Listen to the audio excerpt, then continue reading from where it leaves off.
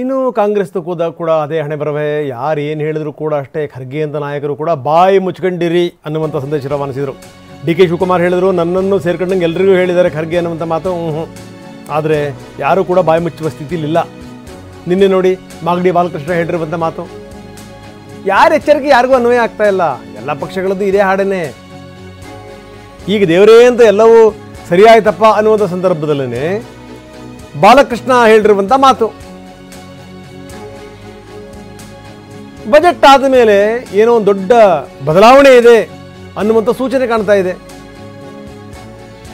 ಈಗಾಗಲೇ ಇದನ್ನೆಲ್ಲವನ್ನೂ ಕೂಡ ಗ್ರಹಿಸಿ ಅಹಿಂದ ನಾಯಕರು ದಿಲ್ಲಿ ದಂಡಯಾತ್ರೆ ತಗೋಬೇಕು ಅಂತ ನಿರ್ಧಾರ ಮಾಡಿದ್ದಾರೆ. ಈಗಾಗಲೇ ನಿನ್ನೆ ಯಾತ್ರೆಗೆ ಸಜ್ಜಾಗ್ತಾ ಇದ್ದಾರೆ.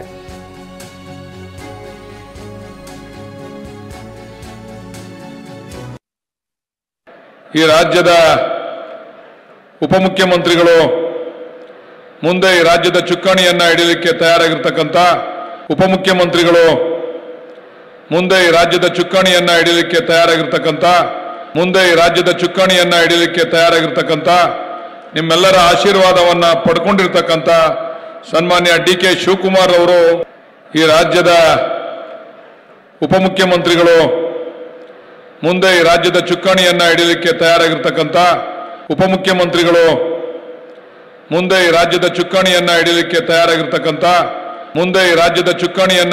ತಯಾರಾಗಿರ್ತಕ್ಕಂಥ ನಿಮ್ಮೆಲ್ಲರ ಆಶೀರ್ವಾದವನ್ನ ಪಡ್ಕೊಂಡಿರ್ತಕ್ಕಂಥ ಸನ್ಮಾನ್ಯ ಡಿ ಕೆ ಶಿವಕುಮಾರ್ ಅವರು ಈ ರಾಜ್ಯ ಇದಕ್ಕೆ ಸಂಬಂಧಪಟ್ಟಂಗೆ ಅಂದರೆ ಮತ್ತೇನೀಗ ಚರ್ಚೆ ಶುರುವಾಗಿದೆ. ಇದಕ್ಕೆ ಸಂಬಂಧಪಟ್ಟಂಗೆ ಎಚ್ ಕೆ ಪಾಟೀಲ್ ಮಾತಾಡಿದ್ದಾರೆ, ಸುಧಾಕರ್ ಮಾತಾಡಿದ್ದಾರೆ. ಬನ್ನಿ ಏನು ಹೇಳಿದ್ರು ನೋಡೋಣ. ಕೃಷ್ಣ ಅವ್ರು ಹೇಳಿರ್ತಕ್ಕಂಥದ್ದು ಡಿ ಕೆ ಶಿವಕುಮಾರ್ ಅವರು ಮುಖ್ಯಮಂತ್ರಿ ಆಗಬೇಕು ಅಂತ, ಯಾವಾಗ ಆಗಬೇಕು ಅಂತಕ್ಕಂಥದ್ದು ಅವರು ಅದ್ರ ಬಗ್ಗೆ ಹೇಳಿಲ್ಲ. ಅದರಿಂದ ಅವರು ಪ್ರಬಲ ಆಕಾಂಕ್ಷಿಗಳಿದ್ದರು. ಡಿ ಕೆ ಶಿವಕುಮಾರ್ ಅವರು ಸನ್ಮಾನ್ಯ ಸಿದ್ದರಾಮಯ್ಯ ಸಾಹೇಬ್ರ ಜೊತೆಯಲ್ಲಿ ಇದ್ದರು. ಖರ್ಗೆ ಅವರ ಮಾತು ನಮ್ಮ ಪಕ್ಷದಲ್ಲಿ ಅಂತಿಮ. ಖರ್ಗೆ ಅವರ ಮಾತನ್ನು ಮೀರದ ನಡೆ ನಮ್ಮೆಲ್ಲರದು ಆಗಬೇಕು.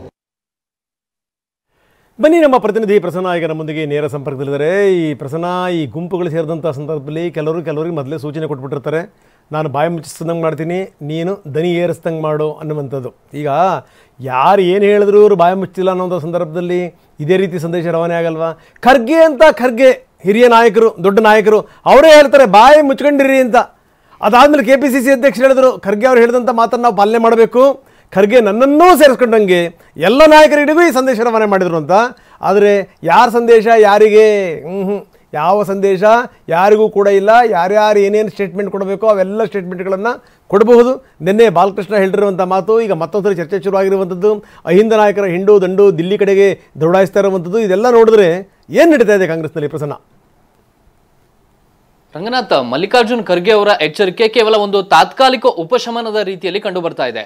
ಮತ್ತು ಖರ್ಗೆ ಅವರು ಎಚ್ಚರಿಕೆ ಕೊಟ್ಟ ಬಳಿಕ ನಾವು ಹೇಳಿದ ಪ್ರಕಾರ ಅದು ಬಹುತೇಕ ನಾಯಕರ ಭಾವನೆಗಳು ಯಾವತ್ತೂ ಕೂಡ ಬದಲಾಗಿಲ್ಲ. ಹೇಳಿಕೆಗಳಷ್ಟೇ ಸ್ವಲ್ಪ ಮಟ್ಟಿಗೆ ತಣ್ಣಗಾಗಿತ್ತು.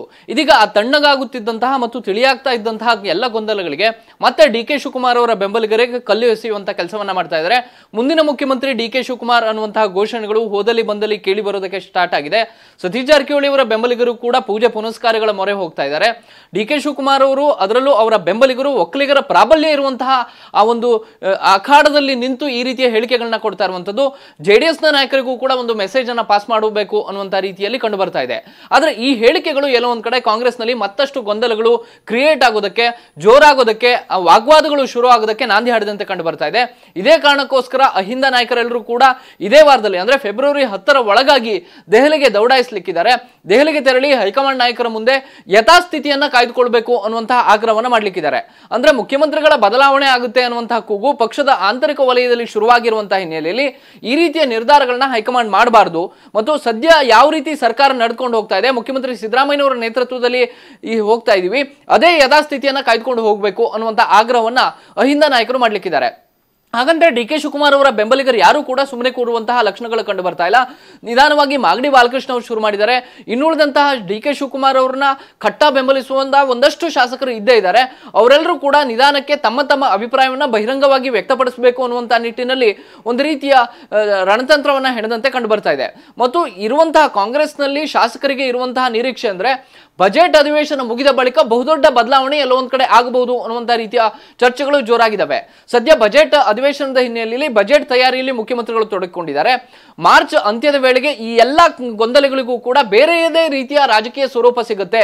ಬಜೆಟ್ ಅಧಿವೇಶನ ಮುಗಿದ ಬಳಿಕ ಮುಖ್ಯಮಂತ್ರಿಗಳ ಬದಲಾವಣೆಯ ವಿಚಾರ, ನಾಯಕತ್ವ ಬದಲಾವಣೆಯ ವಿಚಾರ, ಪವರ್ ಶೇರಿಂಗ್ ವಿಚಾರ, ಕೆಪಿಸಿಸಿ ಅಧ್ಯಕ್ಷರ ಬದಲಾವಣೆಯ ವಿಚಾರ, ಈ ಎಲ್ಲದಕ್ಕೂ ಕೂಡ ಬೇರೆ ಬೇರೆ ರೀತಿಯ ಸ್ವರೂಪಗಳು ಸಿಗಬಹುದು.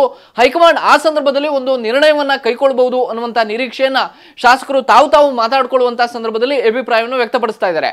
ಆದ್ರೆ ಈಗ ಮಲ್ಲಿಕಾರ್ಜುನ್ ಖರ್ಗೆ ಅವರ ಎಚ್ಚರಿಕೆ ಒಂದು ತಾತ್ಕಾಲಿಕ ಒಂದು ವಾರದ ಮಟ್ಟಿಗೆ ಎಲ್ಲೋ ಒಂದು ರೀತಿಯಲ್ಲಿ ವರ್ಕೌಟ್ ಆದಂತೆ ಕಂಡು ಬಂತು. ಅದಾದ ಬಳಿಕ ಮತ್ತೆ ಶಾಸಕರು, ನಾಯಕರು, ಸಚಿವರು ಎಲ್ಲರೂ ಕೂಡ ತಮ್ಮ ತಮ್ಮ ಭಾವನೆಗಳನ್ನ ಬಹಿರಂಗವಾಗಿ ಹೇಳಿಕೊಂಡು ಕಾಂಗ್ರೆಸ್ನ ಗೊಂದಲವನ್ನ ಮತ್ತಷ್ಟು ಹೆಚ್ಚಾಗುವ ರೀತಿಯಲ್ಲಿ ಮಾಡ್ತಾ ಇದ್ದಾರೆ. ರಂಗನಾಥ್, ಓಕೆ, ಧನ್ಯವಾದ ತಮ್ಮೆಲ್ಲ ಮಾಹಿತಿಗೆ.